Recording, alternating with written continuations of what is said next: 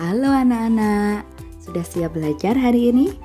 Nah, di video hari ini kita akan belajar tema 7 subtema 1 pembelajaran 2, yaitu tentang masa pemerintahan kolonial Inggris dan Belanda di Indonesia.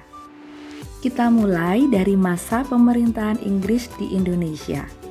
Inggris mulai menguasai Indonesia pada tahun 1811 dengan gubernur jenderalnya yang bernama Thomas Stamford Raffles. Selama masa pemerintahannya, Raffles mengambil beberapa kebijakan.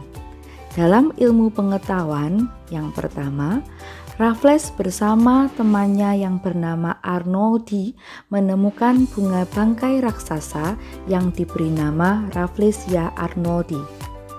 Kemudian, Raffles menulis buku yang berjudul History of Java pada tahun 1817. Dan Raffles merintis pembangunan kebun raya Bogor yang sampai saat ini menjadi kebun botanika terbesar yang memiliki 15.000 jenis tanaman. Kebijakan Raffles selanjutnya di dalam bidang ekonomi adalah Raffles menerapkan sistem sewa tanah atau land rente. Sedangkan dalam bidang sosial, Raffles mulai menghapuskan kerja rodi atau kerja paksa pada masa Belanda. Di dalam bidang pemerintahan, pengadilan, dan sosial, kebijakan Raffles diantaranya membagi Pulau Jawa menjadi 16 keresidenan dan setiap keresidenan memiliki pengadilan, serta melarang perdagangan budak. Akan tetapi dalam prakteknya, Raffles melanggar undang-undangnya sendiri dengan melakukan kegiatan sejenis perbudakan. Selanjutnya adalah masa pemerintahan Belanda di Indonesia yang terjadi selama 350 tahun. Awal kedatangan bangsa Belanda di bawah pimpinan Cornelis de Houtman pada tahun 1596, namun tidak diterima oleh rakyat Banten. 2 tahun kemudian datanglah kapal Belanda yang kedua kalinya ke Indonesia di bawah pimpinan Jacob van Eyck pada tahun 1598. Dan semenjak saat itu mulailah berdatangan kapal-kapal Belanda ke Indonesia dengan tujuan untuk mencari rempah-rempah dan berdagang.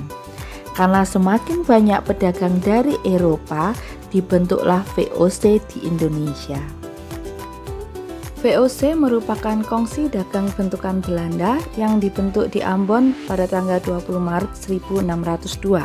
Adapun tujuan dari VOC sendiri adalah untuk menghindari persaingan antar para pedagang Belanda. Tujuan yang kedua, VOC ingin mencari keuntungan yang sebesar-besarnya, dan yang ketiga, VOC ingin menguasai pelabuhan serta kerajaan-kerajaan yang ada di Indonesia. VOC memiliki hak-hak istimewa atau oktroi, diantaranya hak memonopoli perdagangan, hak memiliki tentara dan mendirikan benteng, hak untuk mengadakan perjanjian dengan penguasa setempat, serta hak untuk memiliki mata uang sendiri.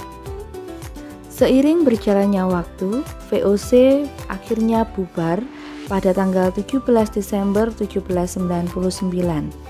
Adapun penyebab dari bubarnya VOC diantaranya banyak pegawainya yang korupsi, adanya persaingan dengan negara Prancis dan Inggris, hutang VOC semakin besar, serta sulitnya melakukan pengawasan terhadap daerah penguasaan VOC yang sangat luas. Setelah VOC bubar, Indonesia dipimpin oleh Herman Willem Daendels sejak tanggal 15 Januari 1808. Daendels ini merupakan pencetus kerja paksa atau kerja rodi.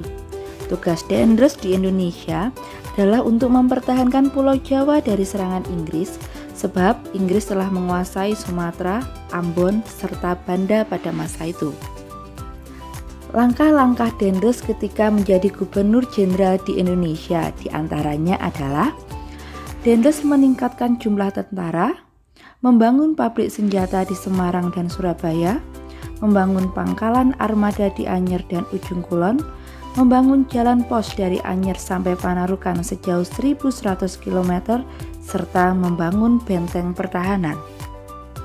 Nah, di pembelajaran 2 ini kita juga akan belajar tentang perubahan wujud benda. Benda bisa berubah wujud apabila mengalami perubahan suhu. Yang pertama, kita akan belajar perubahan benda padat menjadi cair yang kita sebut mencair. Kebalikannya, apabila benda cair menjadi padat, itu disebut membeku. Nah, berikut salah satu contoh peristiwa mencair. Apabila es batu kita biarkan atau terkena sinar matahari, es tersebut lama-lama akan meleleh. Selanjutnya, contoh peristiwa membeku. Apabila kalian memiliki air dalam gelas, kemudian kalian masukkan dalam freezer di kulkas, air tersebut lama-lama akan berubah menjadi es batu yang merupakan benda padat. Nah, selanjutnya adalah perubahan wujud benda dari benda cair menjadi benda gas. Apabila benda cair menjadi benda gas, peristiwa ini disebut menguap. Kebalikannya, apabila benda gas berubah menjadi benda cair, peristiwa ini disebut mengembun. Berikut contoh dari peristiwa penguapan.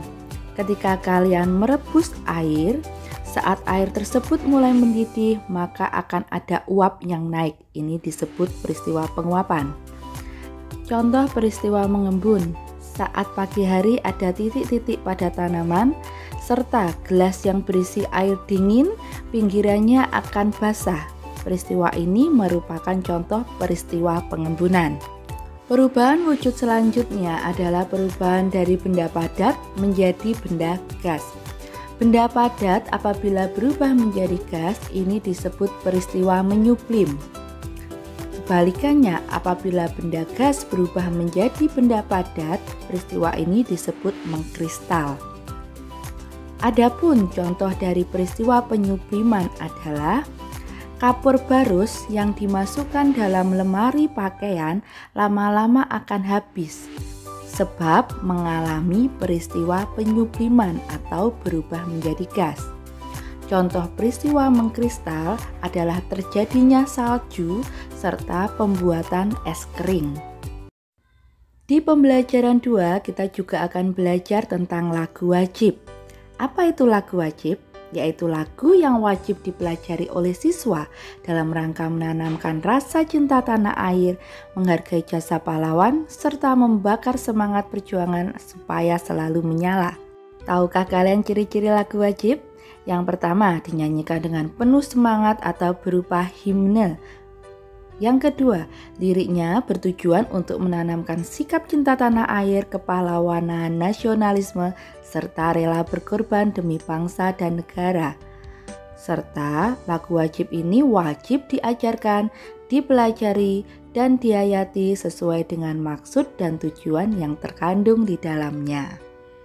Nah, kalian pasti sudah tahu judul dari beberapa lagu wajib berikut ini.